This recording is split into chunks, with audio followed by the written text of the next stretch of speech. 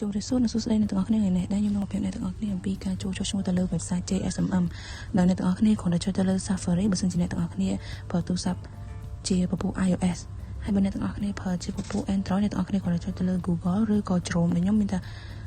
Google ទេព្រោះខ្ញុំប្រើនៅក្នុងទូរស័ព្ទ iOS តើអ្នកទាំងអស់គ្នាគ្រាន់ចុចចូលទៅហើយ search ពាក្យ JSMM ហ្នឹងទៅដែលមានលក្ខណៈតម្រង់បែបហ្នឹងដែលរបស់ខ្ញុំវាមានស្រាប់នៅលើហ្នឹងដែលខ្ញុំធ្លាប់ search វាពីមុនមកហើយអញ្ចឹងទៅខ្ញុំគ្រាន់តែចុចទៅលើហ្នឹងទៅហើយតើមកនឹងឃើញ website j.smm.com នៅលើ keyboard អញ្ចឹងអ្នកទាំងអស់គ្នាគ្រាន់តែចូលមើលទៅចុចចូលទៅអ្នកទាំងអស់គ្នានឹងឃើញជាតម្រង់បែបហ្នឹងហើយដោយចុចទៅលើពាក្យ sign up now បើសិនជាអ្នកទាំងអស់គ្នាជាសមាជិកថ្មីនៅពេលធ្វើបែបហ្នឹងមានន័យថាអ្នកទាំងអស់គ្នាអាចចាប់ផ្ដើមបំពេញបានហើយដោយ username អ្នកទាំងអស់គ្នាចង់ដាក់ឈ្មោះអីក៏បានដែរ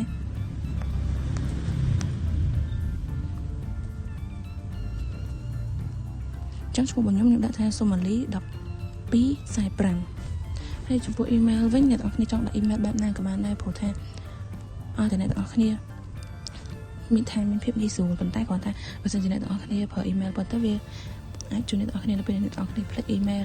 សុំទោសផ្លេច password យើងអាចផ្ញើ password ហ្នឹងទៅតាម email របស់អ្នកទាំងអស់គ្នាវិញចំពោះ password វិញទាំងលើទាំងក្រោមហ្នឹងគឺយើងត្រូវដាក់ឲ្យវាមានលក្ខណៈដូចគ្នាហ្មងខាងលើមួយខាងក្រោមគឺត្រូវអញ្ចឹងហើយ password ហ្នឹងត្រូវដាក់ចាប់ពី8ខ្ទង់ឡើងយ៉ាងតិច8ខ្ទង់ឡើងមក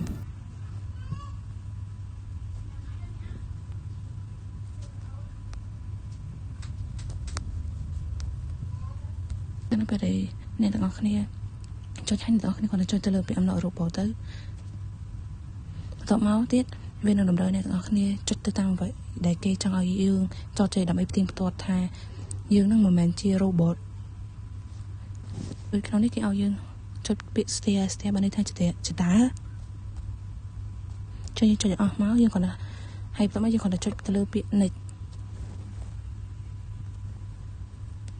បន្ទាប់មកទៀតវាអាចនឹងលោតឲ្យអ្នកទាំងអស់គ្នាចុចម្ដងទៀតប៉ុន្តែទៅលើពាក្យផ្សេងអញ្ចឹងអ្នកទាំងអស់គ្នាគាត់ចុចទៅអានេះដូចពាក្យ bus ហ្នឹងមានន័យថាឡានក្រុងជាងចុចអស់ទៅឲ្យជាប់ឡានក្រុងចឹងនៅពេលដែលយើងចុចផ្ទៀងផ្ទាត់មួយវាសពគ្រប់ហើយវានឹងចុចចេញសញ្ញា text បែបហ្នឹងហើយដែលយើងអាចចុចពាក្យ sign up មកទៀតបើសិនជាឃើញតម្រង់បែបនេះមានន័យថា password របស់អ្នកទាំងអស់គ្នាហ្នឹងអត់អាចដាក់ដូចគ្នាទៅនឹង username របស់អ្នកទាំងអស់គ្នាឈ្មោះអ្នកទាំងអស់គ្នាពេញបានទេអញ្ចឹងខ្ញុំត្រូវប្រូ password ថ្មីវាដូចគ្នាទាំងលើទាំងក្រោមអ្នកទាំងអស់គ្នាគាត់ចុចទៅលើប្រអប់ខាងមុខនៅពាក្យអំណរrobotតែហើយអ្នកទាំងអស់គ្នាគាត់ sign up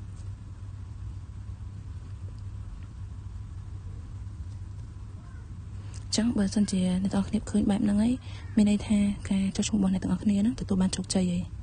ជាចុងក្រោយសូមជម្រាបលានិងសូមអរគុណអ្នកទាំងអស់គ្នារាល់ការតាមដានរាល់វីដេអូរបស់យើងខ្ញុំ